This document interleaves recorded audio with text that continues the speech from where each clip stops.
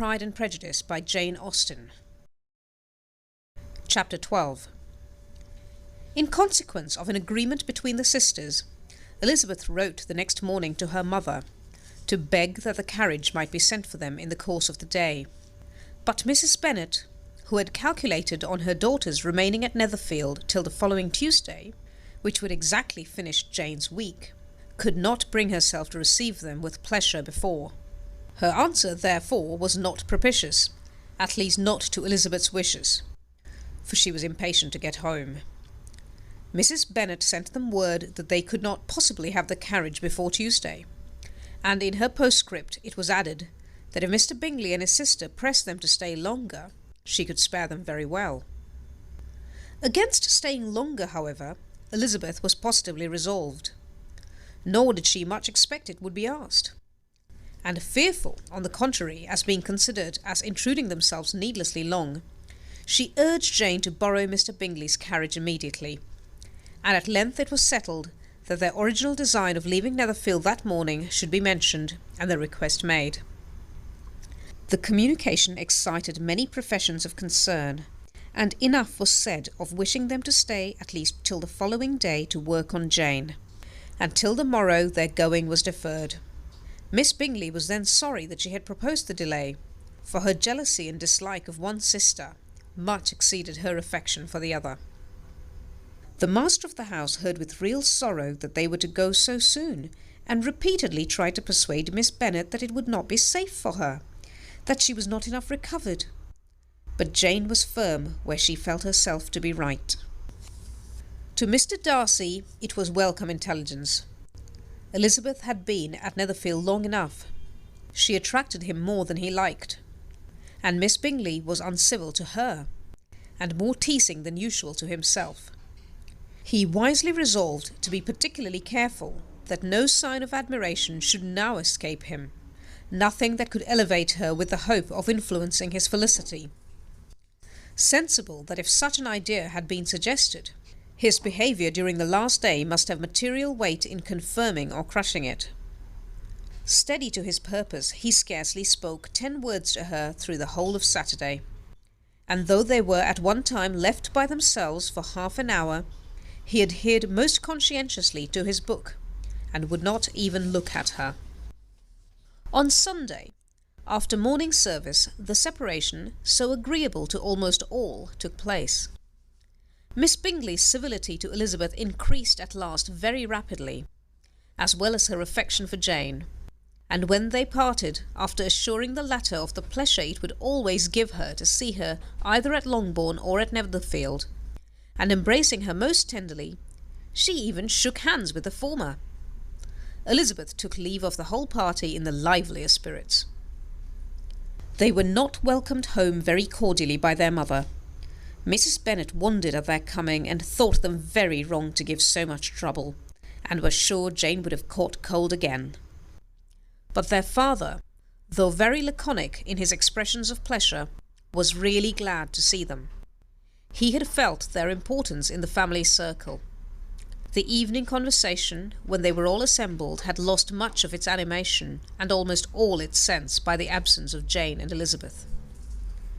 They found Mary, as usual, deep in the study of thorough base and human nature, and had some new extracts to admire and some new observations of threadbare morality to listen to. Catherine and Lydia had information for them of a different sort. Much had been done and much had been said in the regiment since the preceding Wednesday. Several of the officers had dined lately with their uncle, a private had been flogged, and it had actually been hinted that Colonel Forster was going to be married. Chapter 13. "I hope, my dear," said Mr. Bennet to his wife, as they were at breakfast the next morning, "that you have ordered a good dinner to-day, because I have reason to expect an addition to our family party." "Who do you mean, my dear? I know of nobody that is coming. I am sure, unless Charlotte Lucas should happen to call in, and I hope my dinners are good enough for her. I do not believe she often sees such at home." "The person of whom I speak is a gentleman and a stranger." Mrs. Bennet's eyes sparkled. A gentleman and a stranger? It is Mr. Bingley, I'm sure. Why, Jane, you never dropped a word of this, you sly thing. Well, I'm sure I shall be extremely glad to see Mr. Bingley. But, good Lord, how unlucky! There is not a bit of fish to be got to-day. Lydia, my love, ring the bell. I must speak to Hill this moment. It is not Mr. Bingley, said her husband. It is a person whom I never saw in the whole course of my life. This roused a general astonishment, and he had the pleasure of being eagerly questioned by his wife and 5 daughters at once. After amusing himself some time with their curiosity, he thus explained.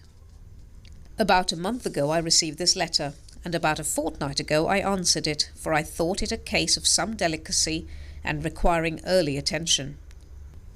It is from my cousin Mr. Collins, who, when I am dead, may turn you all out of this house as soon as he pleases. Oh, my dear, cried his wife, I cannot bear to hear that mentioned. Pray do not talk of that odious man. I do think it's the hardest thing in the world that your estate should be entailed away from your own children. And I'm sure if I had been you, I should have tried long ago to do something or other about it. Jane and Elizabeth attempted to explain to her the nature of an entail. They had often attempted it before, but it was a subject on which Mrs. Bennet was beyond the reach of reason, and she continued to rail bitterly against the cruelty of settling an estate away from a family of 5 daughters in favour of a man whom nobody cared anything about. It certainly is a most iniquitous affair, said Mr. Bennet, and nothing can clear Mr. Collins from the guilt of inheriting Longbourn. But if you will listen to his letter, you may perhaps be a little softened by his manner of expressing himself. No, that I am sure I shall not, and I think it was very impertinent of him to write to you at all, and very hypocritical. I hate such false friends. Why could not he keep on quarrelling with you as his father did before him? Why, indeed, he does seem to have some filial scruples on that head, as you will hear. Hunsford, near Westerham, Kent, 15th October. Dear Sir, the disagreement subsisting between yourself and my late honoured father always gave me much uneasiness, and since I have had the misfortune to lose him, I have frequently wished to heal the breach, but for some time I was kept back by my own doubts, fearing lest it might seem disrespectful to his memory for me to be on good terms with anyone with whom it had always pleased him to be at variance. There, Mrs. Bennet.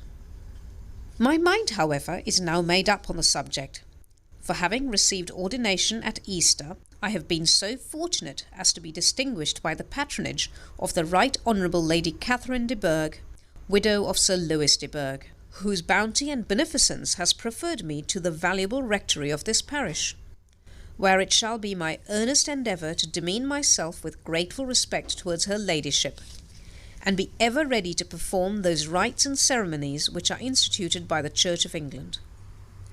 As a clergyman, moreover, I feel it my duty to promote and establish the blessing of peace in all families within the reach of my influence, and on these grounds I flatter myself that my present overtures of goodwill are highly commendable, and that the circumstance of my being next in the entail of Longbourn estate will be kindly overlooked on your side, and not lead you to reject the offered olive branch.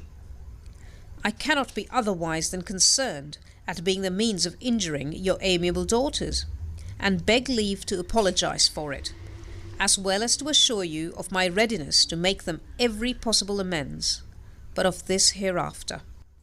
If you should have no objection to receive me into your house, I propose myself the satisfaction of waiting on you and your family Monday, November 18th by 4 o'clock, and shall probably trespass on your hospitality till the Saturday se'nnight following, which I can do without any inconvenience, as Lady Catherine is far from objecting to my occasional absence on a Sunday, providing that some other clergyman is engaged to do the duty of the day.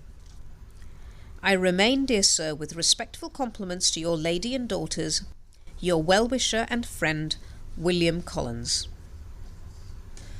At 4 o'clock, therefore, we may expect this peacemaking gentleman, said Mr. Bennet as he folded up the letter. He seems to be a most conscientious and polite young man, upon my word, and I doubt not will prove a valuable acquaintance, especially if Lady Catherine should be so indulgent as to let him come to us again.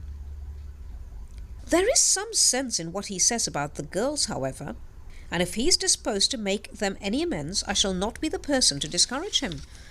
Though it is difficult, said Jane, to guess in what way he can mean to make us the atonement he thinks our due. The wish is certainly to his credit. Elizabeth was chiefly struck with his extraordinary deference for Lady Catherine, and his kind intention of christening, marrying, and burying his parishioners whenever it were required.